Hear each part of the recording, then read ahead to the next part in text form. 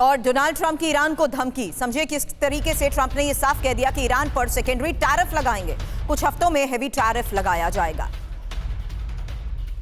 तो Donald Trump ने साफ तौर पर धमकी दे दी है, यहां तक कि बमबारी तक की बात कर दी है। इसलिए अमेरिका ईरान पर कैसे हमला कर सकता है, इंफॉर्मेशन वॉल पर एक डिटेल आपके सामने रख रही हूं, क्योंकि अमेरिका जिस लिहाज से ईरान को टारगेट कर रहा है उसमें जाहिर सी बात है हवाई हमले तक हो सकते हैं, क्योंकि ईरान के सैन्य ठिकानों पर हमले संभव है, कमांड सेंटर्स पर सटीक हमलों को अंजाम दिया जा सकता है। यहां तक कि इन्हीं हमलों के लिए F-35 के साथ साथ F-22 और B-2 का हो सकता है इस्तेमाल। अब जिस तरीके से हवाई हमले हो सकते हैं, वहीं नौसैनिक कार्रवाई को देखते हुए यह भी संभावनाएं हैं कि यूएस का 5वां बेड़ा फारस की खाड़ी में जिस तरीके से तैनात है, डियागो गार्सिया द्वीप में अमेरिकी अड्डा है और यूएसएस लिंकन और यूएसएस आइजनहावर से जेट उड़ान भर सकते हैं, क्योंकि ईरान पर अगर हमले की तैयारी अमेरिका की है तो वो कैसे और किन लोकेशंस को टारगेट कर सकता है, इस बारे में एक्सपर्ट से भी करूंगी सवाल। उससे पहले ड्रोन हमलों को देखते हुए खबर उस लिहाज से समझिए जहां MQ-9 रीपर जैसे मानव रहित ड्रोन का भी इस्तेमाल संभव है। अमेरिका ईरान के अंदर सैन्य कमांडर्स को निशाना बना सकता है और प्रेडेटर ड्रोन से भी सैन्य ठिकानों पर हमले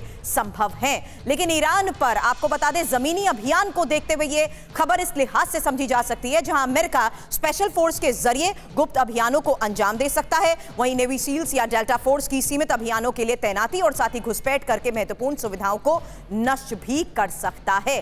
तो जिस तरीके से अमेरिका और एग्रेसिवली ईरान के खिलाफ एक्शन ले सकता है, इस बारे में चर्चा करूंगी। विदेश मामलों के जानकार डॉक्टर राजीव नयन अब से थोड़ी देर में हमें ज्वाइन करने वाले हैं। वहीं brigadier retired Vinod Datta sir defence expert के तौर पर हमारे साथ हैं। वहीं सहयोगी मनीष झा हमारे संवाददाता इस वक्त स्टूडियो में मेरे साथ हैं और सुमित चौधरी भी स्टूडियो में है मेरे साथ मौजूद। सबसे पहले दत्ता सर, सवाल आपसे, क्योंकि यहां ट्रंप का सीधे तौर पर बमबारी कर देने की बात कहना क्या बड़े संकेत देता है, कैसे समझा जाए उनका यह बयान आज के इस हालात में?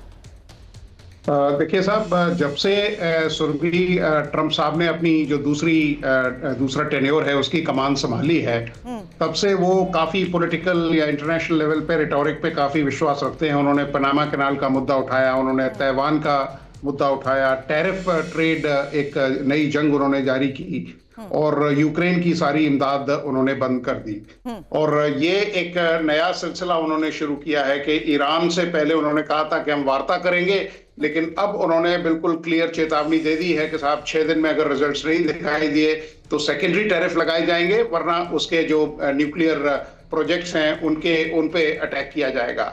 लेकिन अमेरिका को ये सोचना चाहिए कि वो ईरान को इतने हल्के में न ले, क्योंकि आपने देखा है कि जिस तरह से ईरान की तैयारी है, जिस तरह से उसके जो न्यूक्लियर प्लांट्स हैं, वहां केवल अमूमन 5 लेयर्ड सिक्योरिटी अरेंजमेंट्स होते हैं या सेफ्टी अरेंजमेंट्स होते हैं।